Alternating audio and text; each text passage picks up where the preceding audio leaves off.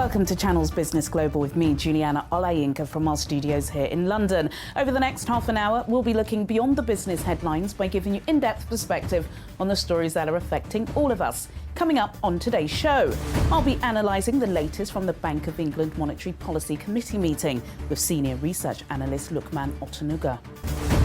And India, the world's largest democracy, is seeing a huge surge in coronavirus fatalities. I'll be discussing what's gone wrong with the foreign correspondent for India Today, Lavina Tandon.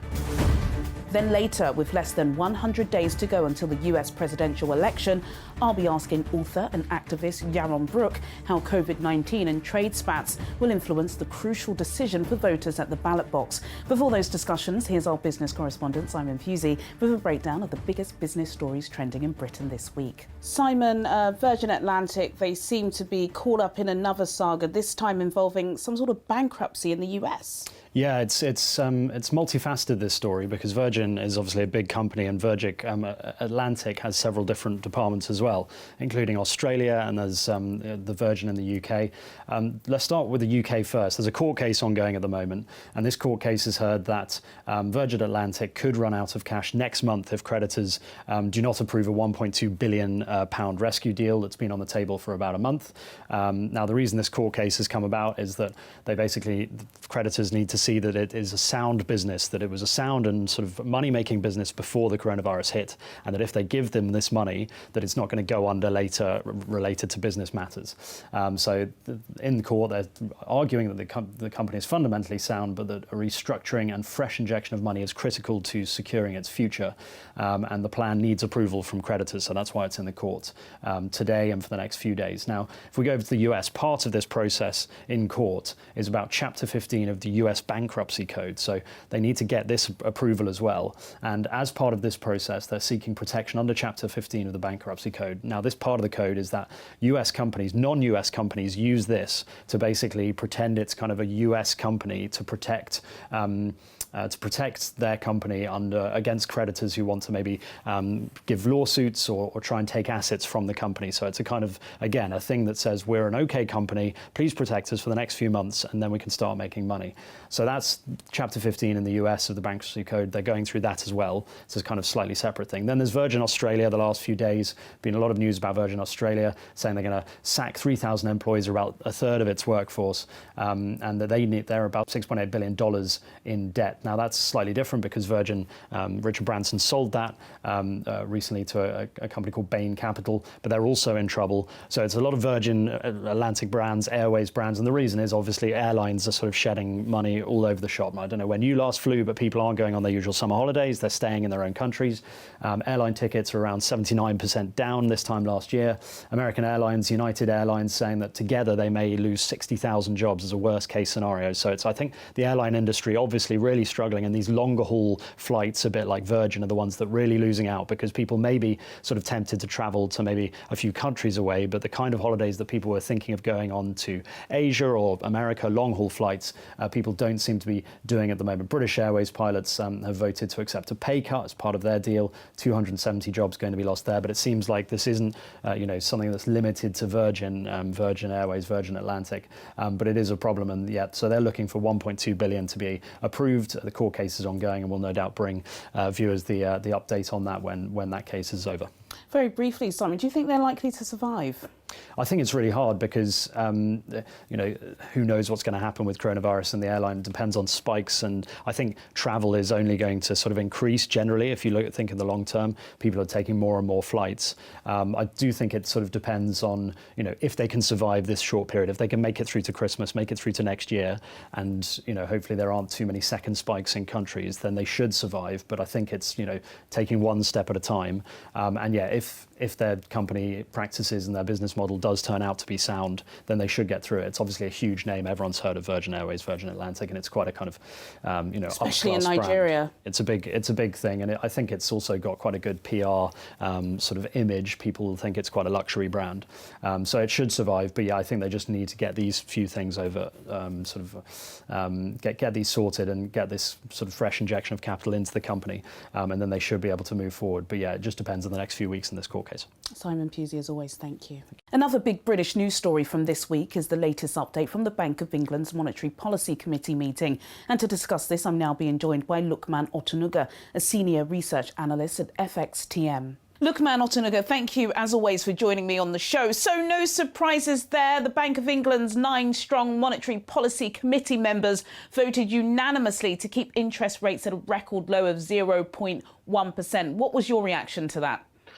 Thank you for having me here today. Yep, this was widely expected, especially after the central bank expanded its bond buying program scheme by 100 billion at its last meeting in July. You have to given the state of the UK economy and the uncertainty presented by coronavirus and Brexit-related drama, the central bank looks to be saving its precious ammunition for in case things worsen in the second half of 2020. On the bright side, though, the outlook was surprisingly hawkish, especially after they upgraded their growth forecast this year from that minus 14% to minus 9.5%, with growth seen expanding to 9% in 2021. Overall, it had a slightly positive touch. Personally, though, I still think it's too early to come to any meaningful conclusions. Absolutely. Wait and see is the term coming out of the city. Got to speak about unemployment. All this week I've been speaking on channels about thousands of jobs here, thousands of jobs there going. Record rate of unemployment expecting to go to about 9%. How are the markets taking in this information? I think the prospects of an unemployment jump in 2020 is quite frightening when keeping in mind that up to 1 million people could be out of jobs. This presents significant risks to not only the UK economy, but the British pound. You have to keep in mind that this could translate to a drop in consumption, which is an engine of growth, and the impacts in markets could be felt even further when the furlough scheme comes to an end at the end of October. So overall, though, this is negative for the British pound, which has actually weakened against most G10 currencies in Q2, and expect further pound weakness in Q3 and Q4. It does look like unemployment will result in a drop in consumption and economic growth actually not meeting the Bank of England's growth forecasts. Absolutely. Lukman Otunuga, senior research analyst at FXTM. As always, thank you for that thorough analysis.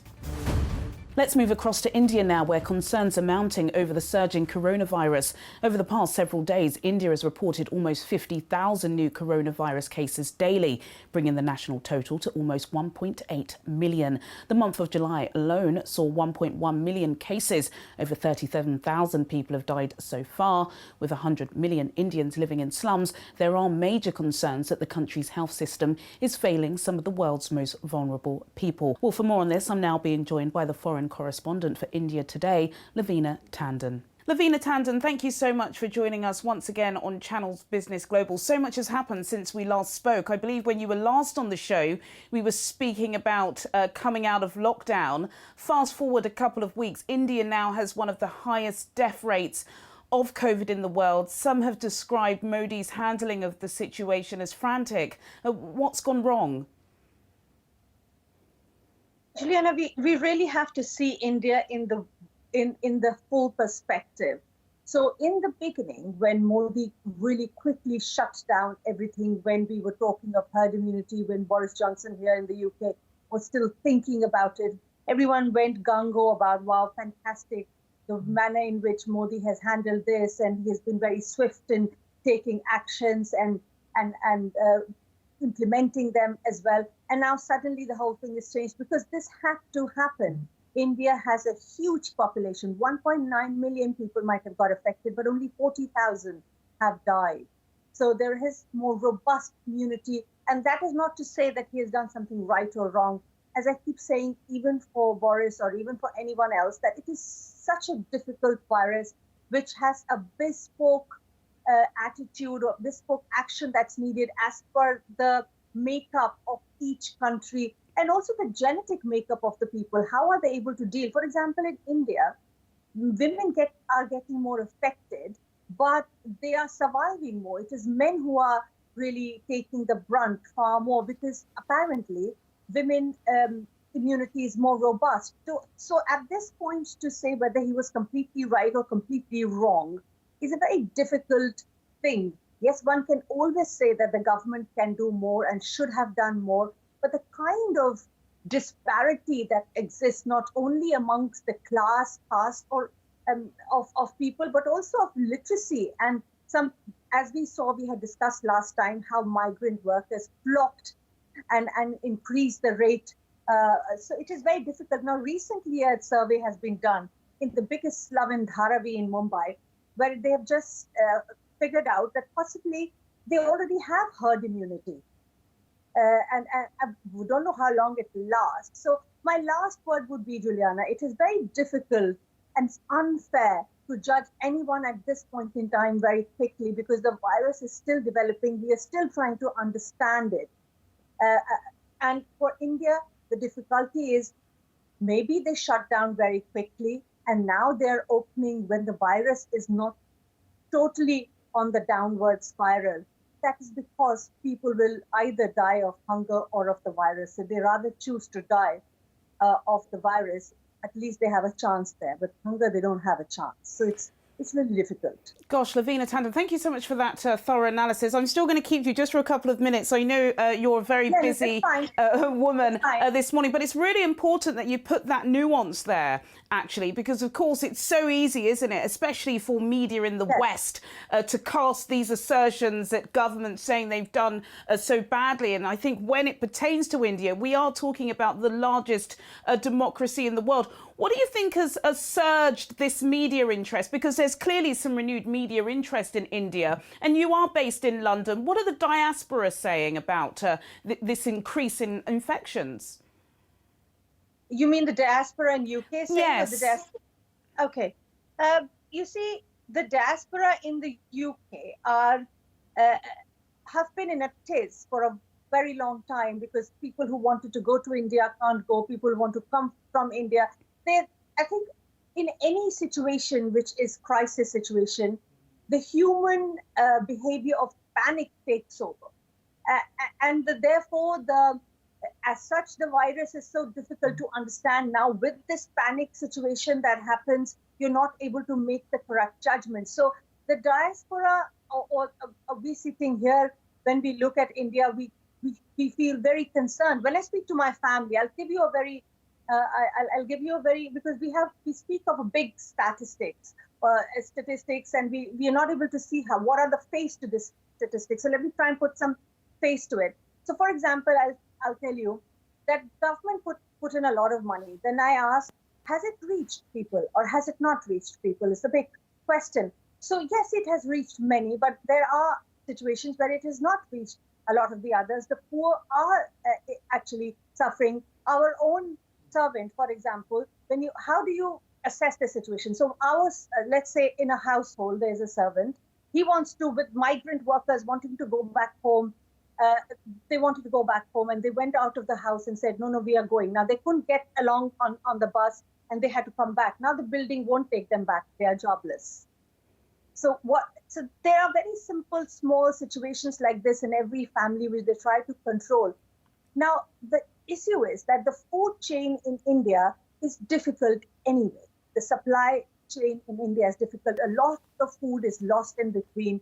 With the migrant workers who actually do harvesting, who have a lot of input in it, now they have been stuck in one place or the other, and they have not been able to travel. So there the food suffered more. Then the informal economy that is there, such a big informal economy where drivers, servants, we can't think of servants here, but all those people a lot of the time have not been able to work and are stuck in one places. And the people who, middle income people, they have suffered a lot as well. So what I'm trying to say is that what we view initially, the diaspora here viewed, wow, India has done so well, Modi has done so well. And now suddenly with the surge of this, the cases, you didn't know where to go. I mean, they have been doing the messaging, but has the messaging been gone to every person in the slum? Very difficult to tell. And clearly not. That's why the migrant worker crisis happened. Now, at this point in time, I think India is looking at a situation where possibly herd immunity has already reached. So it is very difficult to say whether it is better to be here or there. It's the jury is still out. The jury is still out, and of course, until we have the vaccine, we'll be having these discussions, won't we, Lavina, until the end of the year with every single country in the world. Lavina Tandon, journalist, thank you so much for joining us for that a really thorough analysis of what's happening on the ground in India. It'll be great to have you back on the show in the next couple of weeks. Thank you, Lavina. Coming up on Channel's Business Global, I'll be speaking with author and activist Yaron Brook about how COVID-19 and trade spats will influence the crucial decision for voters at the upcoming US presidential election. See you after the break.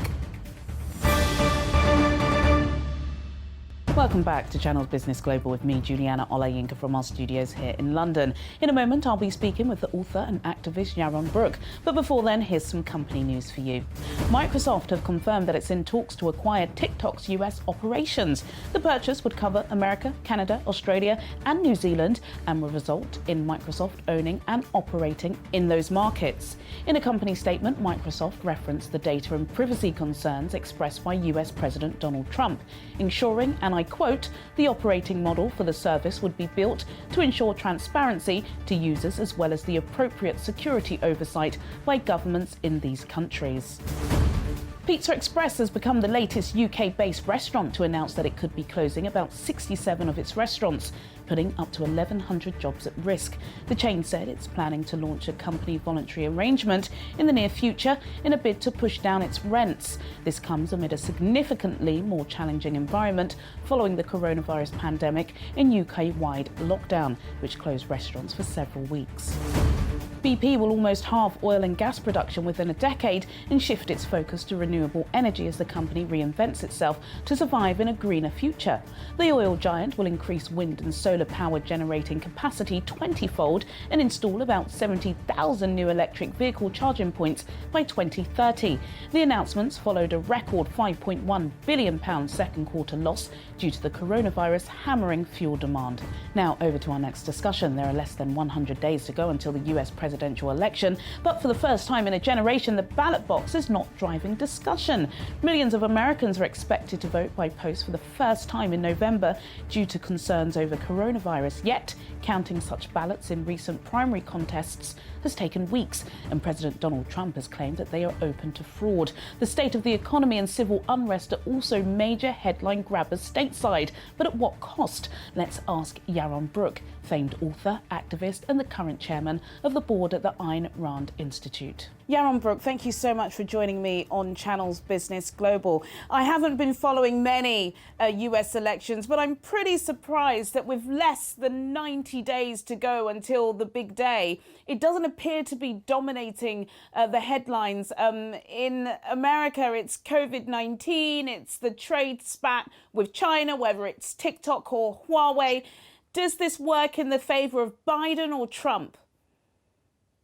I think it probably works in favor of Trump. I mean, I think that if Trump can divert attention to things like riots and crime and the sense of people that somehow the left is causing a real deterioration in conditions.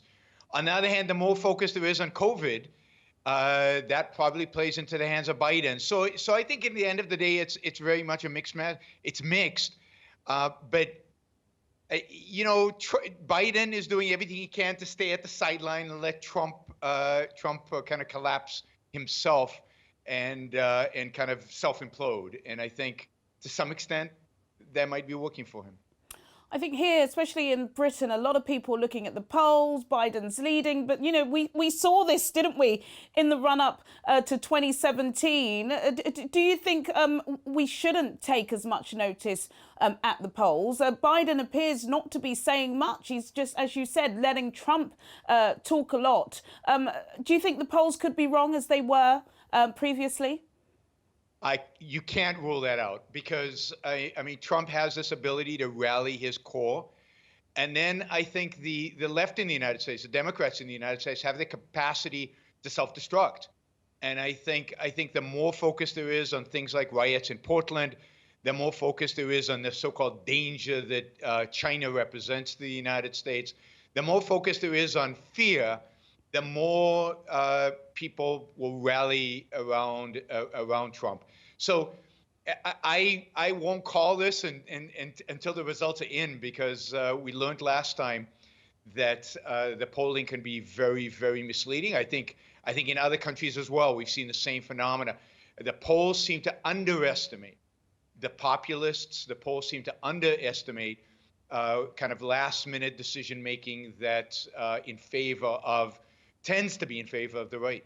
Of course, we've seen this ourselves when it came to that Brexit vote almost 4 years ago. I've got to, of course, speak about the economy. Now, pre-COVID, there are some economists that said Donald Trump would wish that, the election would be a referendum on whether or not the economy has done great or bad, and he would have clearly won. Now, like all of the other G7 nations, America has entered into a deep recession. We're seeing a contraction in a quarter of above 32%. I know this is a silly question, but clearly this is going to be a really painful recovery, isn't it? It's going to be very painful, and it's going to be painful for a long time. That is, the short run, obviously, we're going to see some increase in GDP and increase in employment. But I think where we stabilize is nowhere near where we were a year ago. I think that we are going to suffer the consequence of this, and I think this is true in the entire Western world. We're going to suffer the consequence of this for close to a decade, not just the economic slowdown that has resulted from COVID and the shutdowns and the lockdowns, but also government's response. I mean, the governments across Europe and across the United States have basically responded to this by printing money, by intervening in the economies in unprecedented ways. Central banks are doing things that, yes, they did a little bit of after the financial crisis, but now they're doing it on steroids. They're doing it on a scale. And how do we get out of this? How do we pay back the debt? How do we get out of a Federal Reserve with a balance sheet that is enormous? I fear that we're really entering a period, maybe a decade long, of zero growth. We're definitely all becoming Japan now. And that is not good. It's not good for anybody in the economy. It is particularly not good for those who are still struggling and who got hit really hard from COVID. It's going to take a long time for people in the working class, for restaurants, for people who worked at restaurants, in stores, in malls, to recover from this. We're going to feel this a decade from now. Gosh, absolutely. A decade is a really long time. But even here in Britain, we've already seen over 150,000 redundancies in the hospitality sector. I've got to ask you, before we run out of time, Yaron, about the American response to COVID. Again, comparing it to Britain, we've been criticised a lot, too late into lockdown, too late into the recovery, but it seems to be getting out of control in America, and the response from the US president appears to be not aligning with what the medical experts are saying. How has it gone so badly? Well, it's gone so badly because our politicians are incompetent across the entire world, unfortunately. If you want to see how to respond to COVID, you have to look at places like South Korea, you have to look at Taiwan, you have to look at Hong Kong and Singapore. Asia got this right, and Europe and the United States completely messed this up. And it's a lack of leadership, it's a lack of planning, it's a lack of execution. But the way to deal with a pandemic, the experts know how to deal with a pandemic. You test, you trace, and you isolate. You don't need lockdown. South Korea never had a lockdown. Taiwan never had a lockdown.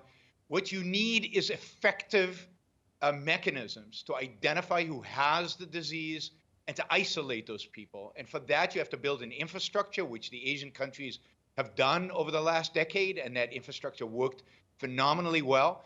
Their economies are recovering. They're doing fine. And we'll see if we learn from that. We'll see if we learn from that, and instead of the kind of the recriminations about we should have locked down sooner. No, we probably shouldn't have locked down at all if we had done the right things early, if we had mobilized in early February to properly test, to properly trace, and to isolate the vulnerable. If we had isolate those above age 65 or above age 70, that's where the deaths are. Young people tolerate this disease quite well, amazingly well. So we're afraid of that kind of segregation, but it's required. If older people are vulnerable, isolate them. You don't have to shut down the economy. You don't have to isolate. You don't have to shut down an entire country. in order to deal with this appropriately. And again, Europe and the United States have completely messed this up, did not follow the science, did not pay attention early enough to early warning signs. And we're all suffering the consequences, both in terms of deaths and in terms of economic consequences. Absolutely, we are, especially in the global north. Yaron Brook, a famed author, activist, and now broadcaster. Thank you so much for joining me on Channel's Business Global. Thank you. My pleasure. Thank you. Sadly, that's all we have time for today, but do get in touch with your comments and suggestions. I'll see you at the same time next week for more in-depth business analysis on Channel's Business Global. Goodbye.